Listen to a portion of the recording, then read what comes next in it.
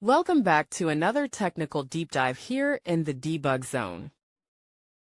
Today we're tackling a big question and breaking it down with insights from other users.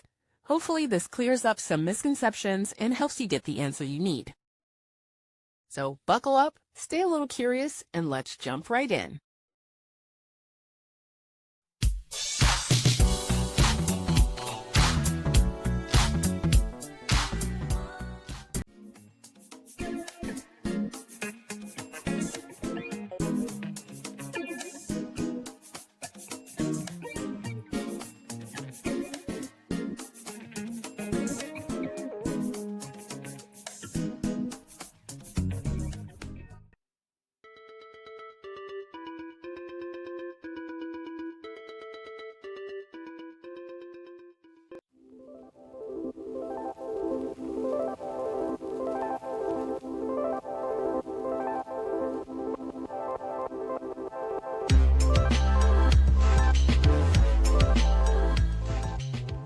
And that's a wrap.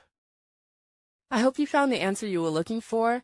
If you did, take a second to hit that subscribe button. It really helps out. And let me know in the comments which solution worked best for you. See you next time in the debug zone.